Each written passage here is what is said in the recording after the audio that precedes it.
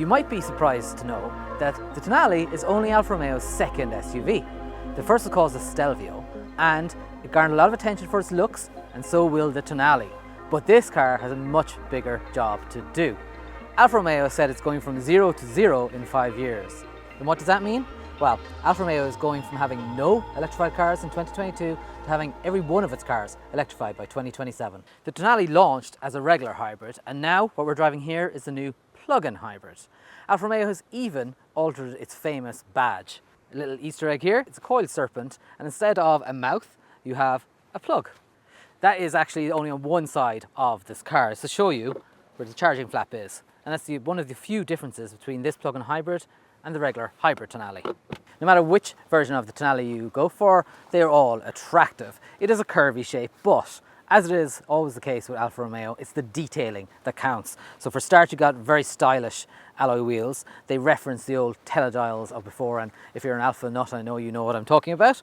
Up front, of course, you got really distinctive headlights, and of course the shield grille in the middle. And for me, these headlights is what makes this car so special looking. These slender front lights are mirrored by those at the back, and the rear is quite pert in general. There are lots of other Italian details, such as the door mirrors have got little tricolours on them, for instance. But overall, because of the styling, because of the look of it, it's difficult perhaps in pictures and on video to see what size the Tonale is. I'll tell you, it goes up against the likes of the new BMW X1, Mercedes GLA, Audi Q3, and maybe the Volvo XC40 as well. So it's a compact, premium SUV. As with those competitors I just mentioned a moment ago, the Tonale is best for 4 people. You can fit 5 in if you need to, but 4 6-foot tall adults will sit in here.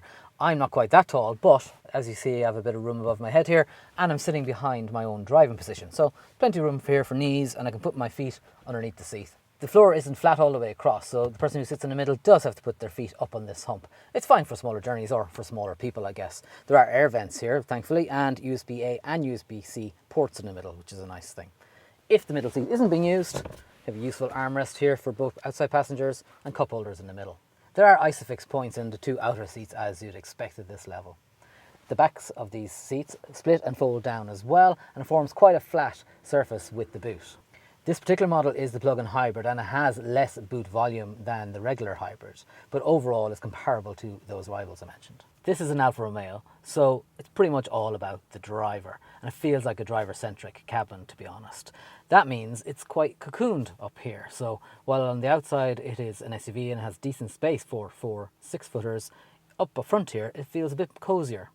Some will like that, some will not perhaps, but there's no doubt it is driver-focused. The steering wheel is a really good place to start. It's a lovely 3-spoke item. It's leather bound, as you would hope, and it has these absolutely huge gear change paddles behind. They're proper metal as well. It's more like something you'd find in a Maserati than you'd expect in a family SUV, and that sets the tone. On the steering wheel itself, there's the engine start and stop button, so just like a Ferrari effectively. The rest of the switchgear is close to hand. The gear lever in the middle is quite high set on a high center console, and that also features a very prominent drive mode selector. I'll talk a bit more about that when we're out doing the driving. Behind that you've got 2 quite large cup holders, and underneath your arm here you have a storage box.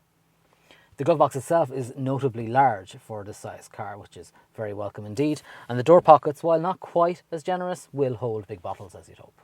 In the middle, there's a nice big touchscreen. It looks of high resolution, and perhaps it's not the snappiest responding out there, but is by far the best infotainment system to be in an Alfa Romeo. In the touchscreen system, you will find controls for the temperature of the cabin, but as we're very happy to see, Alfa Romeo has also put physical controls underneath here. They're far easier and far safer to use on the move. On the headrests of this car, there are embossed Alfa Romeo logos, which links this car to previous Alfas.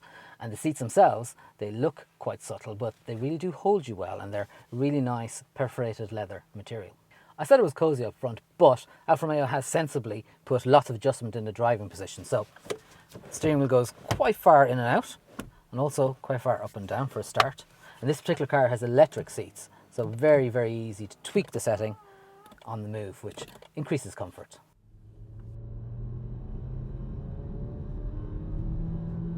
It's a bit of a shame you don't actually need those lovely big metal gear change paddles at any time, because the automatic gearbox in this car is actually very good.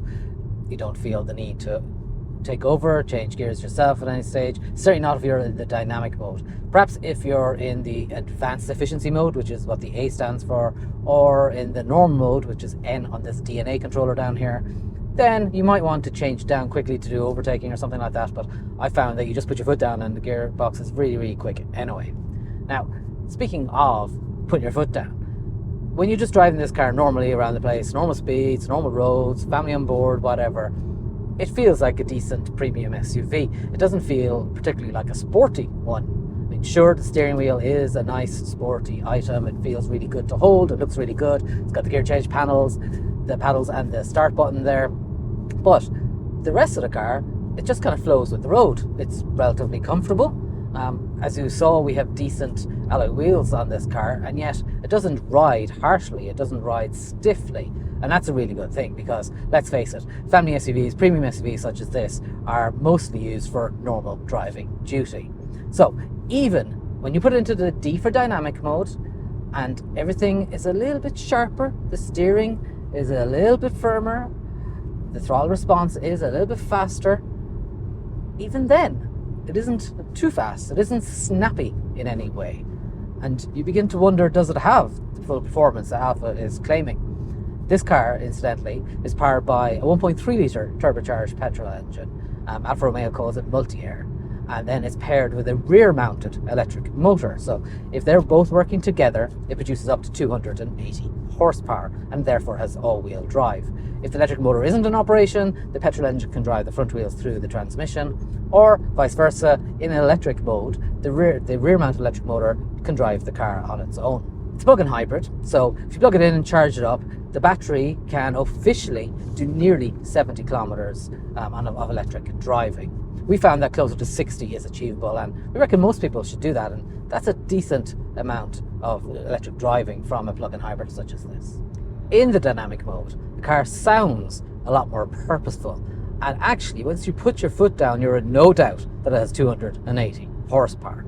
It really moves, and yet the engine is in the distance. It isn't loud, it isn't strained sounding, and it's a bit of a surprise perhaps that it's only 1.3, but it really does move.